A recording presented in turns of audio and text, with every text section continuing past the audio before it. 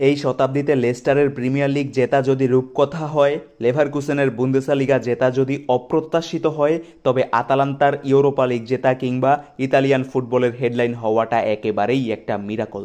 আতালান্তার coach Gian Piero Gasperini globally লাইমলাইটে এসেছেন 2016-তে সেরি আতে আতালান্তাকে দিয়ে হার্ড প্রেসিং ফুটবল খেলিয়ে। এই আতালান্তায় গাসপেরিনি আসার আগে আতালান্তার চ্যাম্পিয়ন্স লিগ খেলা হয়নি কখনো, ইউরোপে ট্রফি জেতা তো দূরের কথা। সর্বশেষ ইউরোপা লিগে লিভারপুল, স্পোর্টিং কিংবা লেভারকুসেনকে হারিয়ে ইউরোপা লিগ জেতা এখন নর্মাল মনে হলেও আজ থেকে 7 বছর আগে বিষয়টা ছিল অপ্রত্যাশিত, অকল্পনীয়। প্রিমিয়ার লিগ, বুন্দেসলিগার টিমগুলোর রেগুলার হার্ড প্রেস করে খেলা আয়ত্ত করে ফেলেছে সময়ের সাথে সাথে, কিন্তু সেরি আতে ট্রিপিক্যাল ইটালিয়ান স্লো পেস্ট ফুটবল দিয়েই চলছিল কোনো রকমে, যে কারণে লিগের সবগুলো দলই কোয়ালিটি প্রায় সেমই ছিল আর নিজেদের মধ্যে টাফ কম্পিটিশনও ছিল, কিন্তু ইউরোপে তারা খুব একটা সুবিধা করতে পারছিল না এক জুভেন্টাস বাদে। জুভেন্টাসেরও আসলে পারার কারণ ছিল ভিন্ন। পিরলো, দিবালা, দগ্রবা, মার্কিসিওদের মতো টেকনিক্যাল প্লেয়ার দিয়ে ভরা ছিল সেই টিমটা। এই সেরি আতে আটালান্তাকে নিয়ে হার্ড প্রেসিং ফুটবল খেলার আইডিয়া একেবারেই মন্দ ছিল না।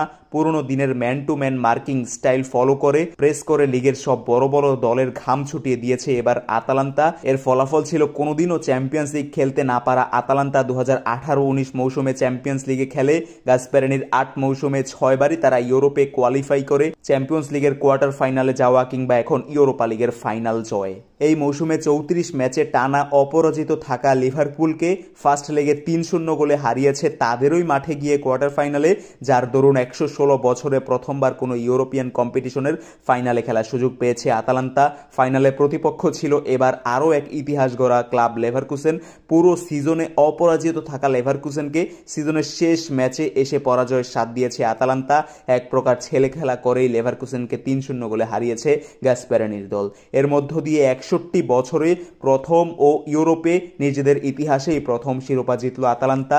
অর্থাৎ এই শিরোপা জয়ের আগে গত 61 বছর ধরে ক্লাব আতালান্তা ছিল ট্রফিলেস। যেই শহর থেকে আতালান্তা ক্লাবটা বিলং করে সেই শহরেই এসি মিলান কিংবা ইন্টার মিলানের মতো প্রভাবশালী ইতালিয়ান ক্লাবগুলোর অবস্থান, আর তাই আতালান্তা নিজেদের স্বকীয় ঐতিহ্য সেখানে খুব একটা ভালো মতো মেলেও ধরতে পারেনি, যেটা গাসপেরিনি আসার পর তার কোচিং, ট্যাকটিক্স এবং একই সাথে এই দলটার খেলার মধ্যে খুব ভালো মতোই দেখা যাচ্ছে এবং তাদের নিজস্ব একটা পরিচয় কিন্তু নিজের শহরে প্রতিষ্ঠিত হয়ে গিয়েছে। আর একই সাথে এবারের এই ইউরোপা লিগ জয়টা সেই প্রতিষ্ঠিত হওয়ার মাত্রাটা আরও খানিকটা বাড়িয়েই দেবে।